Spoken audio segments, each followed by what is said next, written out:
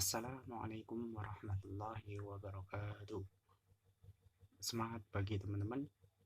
Oke, perkenalkan nama saya Cahyo Nugroho Aji, NIM 230801865 dari Prodi PKPI.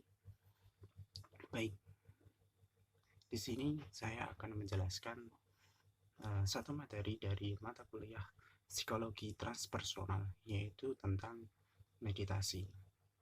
Ya, manusia sebagai makhluk spiritual.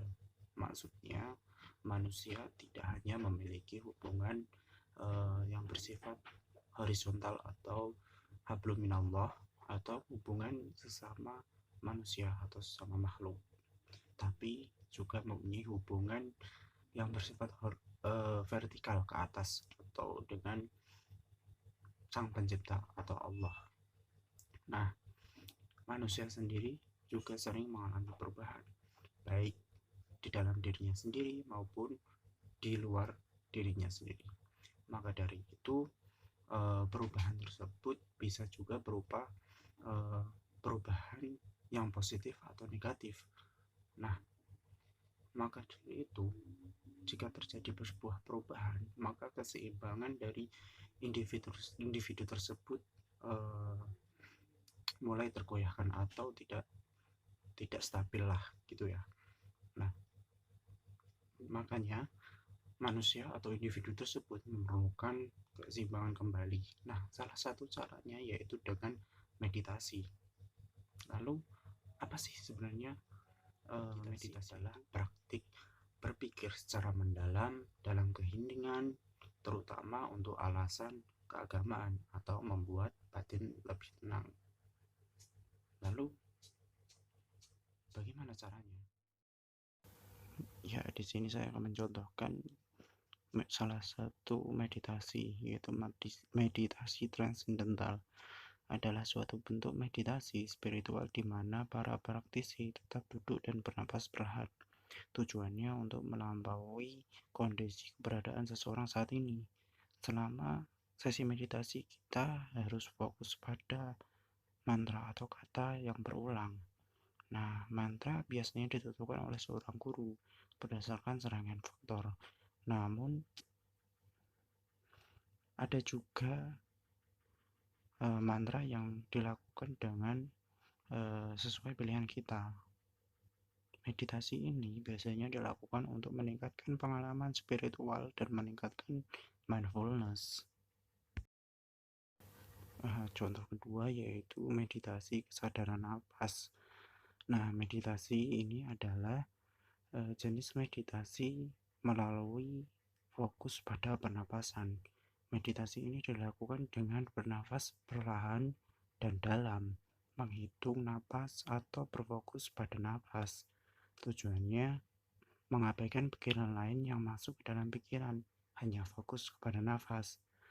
Meditasi jenis ini memiliki manfaat yang sama dengan meditation mindfulness, termasuk mengurangi kecemasan, peningkatan konsentrasi, dan fleksibilitas emosional yang lebih besar. Oke, kita lanjut ya.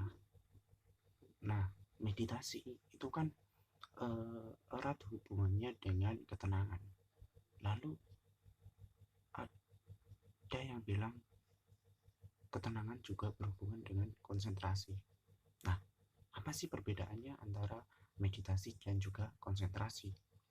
Nah, di sini saya akan menjelaskan sedikit tentang perbedaan antara konsentrasi dan juga meditasi. Kalau konsentrasi itu memahami dan menguasai perasaan pikiran sehingga kita tidak lagi menanggapi dengan kacau atau suatu peristiwa dengan kacau. Nah, sedangkan meditasi yaitu melatih pikiran dalam keadaan yang tenang dan beristirahat atau berhenti pada pokok yang dipilih. Nah, intinya meditasi itu fokus sama satu tujuan saja atau satu pikiran kita itu dipusatkan ke satu hal saja. Nah, artinya itu dengan mengandung arti bahwa kerohanian dalam membukakan kesadaran. Nah, fungsi dari meditasi itu adalah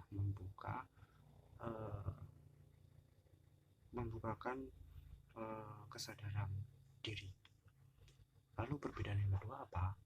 Perbedaan yang kedua yaitu konsentrasi itu merupakan sebuah upaya keras untuk memuaskan sesuatu atau mendapatkan sesuatu.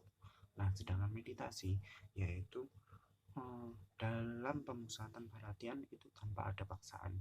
Jadi kita relax, benar-benar relax, nggak ada paksaan apa-apa.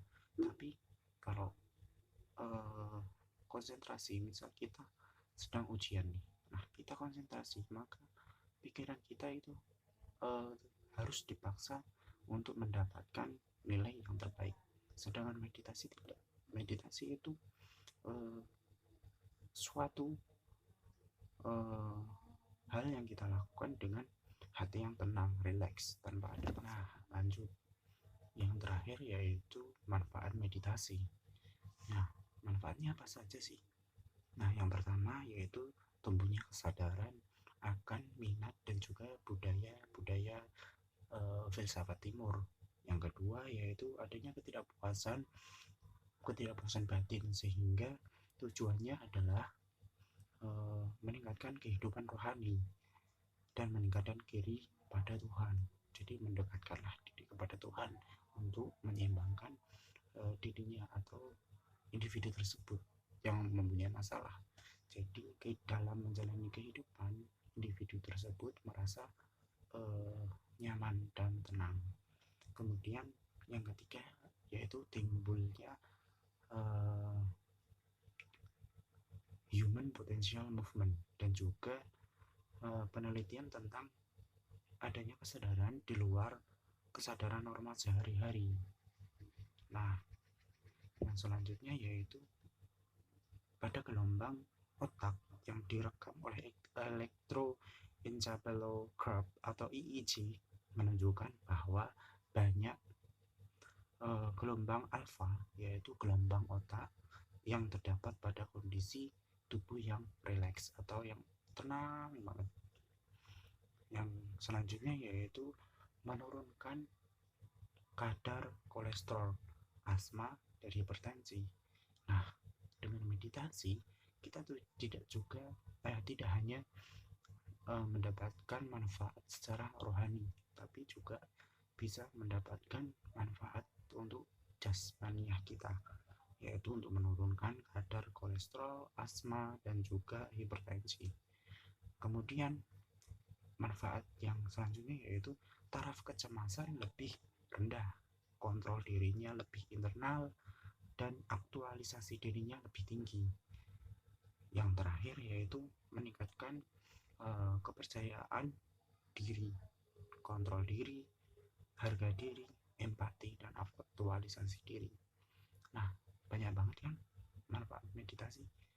Nah, semoga apa yang bisa saya sampaikan kali ini bermanfaat untuk teman-teman semua. Sekian dari saya. Apabila ada perkataan yang kurang jelas atau tidak berkenan di hati teman-teman semua, saya mohon maaf. Terima kasih. Wassalamualaikum warahmatullahi wabarakatuh.